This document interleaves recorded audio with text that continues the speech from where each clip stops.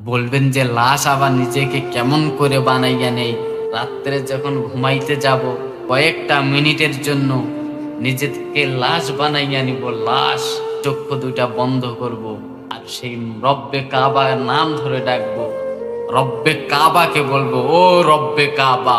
দুনিয়ার সমস্ত দরজা যদি বন্ধ হইয়া যায়, একমাত্র আপনার একটা দরজা রয়েছে। দুনিয়ার সমস্ত মানুষও যদি গুনাহ কইরা ফেলে, আমিও তো একজন গুনাহগার। আর দুনিয়ার সমস্ত মানুষও যদি আপনাকে আপনার নাম ধইরা ডাকে, আর আমি একজন গুনাহগার আপনাকে ডাকতে পারলাম না, এতে আপনার কোনো ক্ষতি হবে না।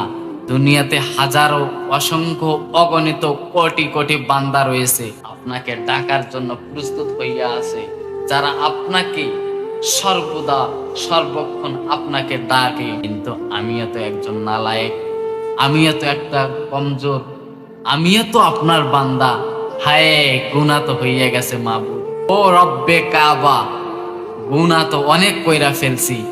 আমার গুনার কথা যদি আমার পরিবার, আমার পরিজন যদি জানে, আমার গুনার কথা যদি আমার আত্মীয় স্বজন যাই না ফেলে, স্বামীকে স্ত্রী স্বামী বলে পরিচয় দিবে না।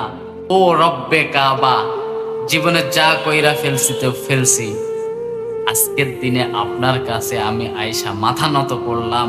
হায় রব্বে কাবা, আপনি যদি আমাকে না মাফ করেন, আমার আরো অন্য কোনো রাস্তা নাই, অন্য কোনো দরবার নাই যেখানে যাইয়া আমি মাফ চাইয়া নিব।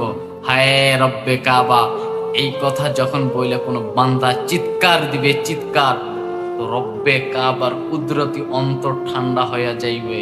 তো রব্বে কাবা বলবে, বান্দারে, তুমি যতই গুনাহ করো না কেন, আমি রব্বে কাবার কাছে তো তুমি আসছো, তোমার গুনাহ আমি আল্লাহ তাআলা মাফ কইরা দিব।